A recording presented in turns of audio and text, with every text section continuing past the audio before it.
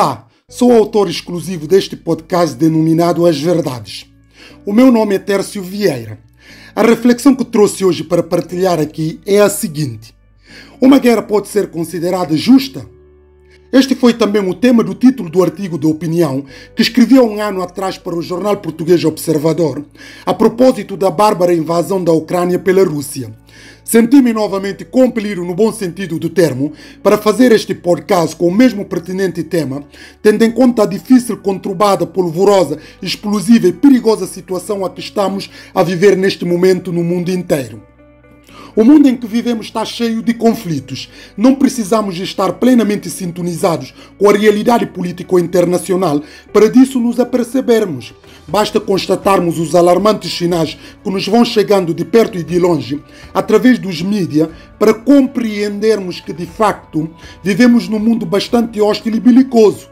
Há cada vez mais abominações que proliferam de forma galopante no nosso mundo, dito pós-moderno, fruto da mundividência jacobina e libertária, somando ainda os radicalismos extremos, tanto de direita como de esquerda, conduzindo o mundo para um caos absoluto e o fim apocalíptico por causa desta postura belicosa do homem. A guerra que estou a referir aqui é no sentido estrito sensu, isto é, do conflito armado entre os Estados, ou no caso da designada guerra civil, que envolve mortes de pessoas e destruição em massa. Obviamente que este podcast não é inocente, tendo em conta a proliferação de guerras a que estamos a assistir neste momento pelo mundo, sobretudo a guerra entre o Hamas e Israel, extensível também a Palestina e Israel, bem como o conflito armado entre Azerbaijão e Arménia em Nagorno-Karabakh, guerra entre a Rússia e a Ucrânia, e também a guerra civil na Síria, no Iraque, no Iêmen, na República do Congo, na Etiópia, no Camarões, no Mianmar, no Afeganistão, somando ainda as guerras do jihadismo islâmico em África, nomeadamente no Mali, na República Centro-Africana, no Sudão, no Níger, na Nigéria, no Burkina Faso, na Somália e no Moçambique, etc, etc. A pertinente pergunta que se coloca é: será que podemos considerar uma guerra como sendo justa? Essa é a grande questão que nos interpela. Vou tentar responder esta pergunta em duas dimensões. Primeiro, numa dimensão secular e depois numa dimensão teológico-cristã. Começando a minha reflexão numa perspectiva secular, importa salientar que na doutrina do direito internacional há um unânime consenso a favor do conceito da guerra justa, fruto de influência do pensamento de Santo Agostinho, John Locke, Hugo Grocio, Francisco Soares e Francisco Vitória.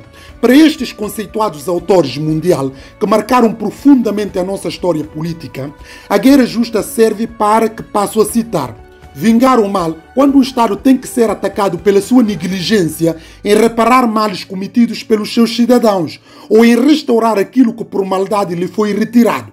Fim da citação. As guerras justas, sustentam ainda estes ilustres pensadores, que passo novamente a citar, podem incluir guerras por motivos de segurança, guerras para vingar o mal ou guerras declaradas a países que recusam a passagem a outros. Fim da citação. Por influência destes conhecidos autores, a Carta das Nações Unidas de 1945 adotou na íntegra este postulado doutrinário, habilitando o Conselho de Segurança a recorrer ao uso da força, isto é, a implementar ação armada contra qualquer país em caso de ameaça à paz, ruptura da paz e ato de agressão. Quanto aos Estados-membros da Organização das Nações Unidas, a Carta consente o uso da força pelos Estados-membros em apenas duas circunstâncias. Primeiro, em caso de legítima defesa individual ou coletiva, nos termos do artigo 51º. Segundo, em caso de assistência às próprias Nações Unidas, artigo 2, número 5, como a participação em ações por elas levadas a cabo, ao abrigo do capítulo 7º ou noutras, a título excepcional, as operações de paz e de ingerência humanitária por elas determinadas ou admitidas. Do ponto de vista secular, sem grandes surpresas, há uma total convergência e apoio mundial dos países na defesa do conceito da guerra justa, contando que a referida guerra preenche os requisitos legais exigidos e estabelecidos na Carta das Nações Unidas e respeitar igualmente o direito internacional humanitário, conhecido como o direito da guerra ou o direito dos conflitos armados, regimentado na Convenção de Genebra. No artigo 3 desta mesma convenção, por todos os artigos, diz expressamente que passo a citar. Número 1. As pessoas que não tomem parte diretamente nas hostilidades, incluindo os membros das Forças Armadas que tenham deposto as armas e as pessoas que tenham sido postas fora do combate por doença, ferimentos, detenção ou por qualquer outra causa, serão em todas as circunstâncias tratadas com humanidade, sem nenhuma distinção de caráter desfavorável, baseada na raça, cor, religião ou crença, sexo, nascimento ou fortuna, ou qualquer outro critério análogo. Para este efeito, são e manter-se-ão proibidas, em qualquer ocasião e lugar, relativamente às pessoas acima mencionadas, a linha A, as ofensas contra a vida e integridade física, especialmente o homicídio sob todas as formas, mutilações, tratamentos cruéis, torturas e suplícios.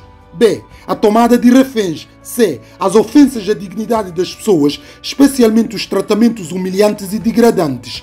C. As condenações proferidas e as execuções efetuadas sem prévio julgamento, realizada por um tribunal regularmente constituído, que ofereça todas as garantias judiciais reconhecidas como indispensáveis pelos povos civilizados. O número 2 ainda do artigo 3 termina desta forma: os feridos e doentes serão recolhidos e tratados. Um organismo humanitário imparcial, como a Comissão Internacional da Cruz Vermelha, poderá oferecer os seus serviços às partes no conflito.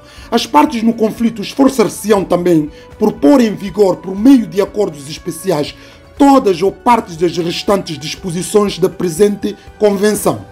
A aplicação das disposições precedentes não afetará o estatuto jurídico das partes no conflito. Fim da citação.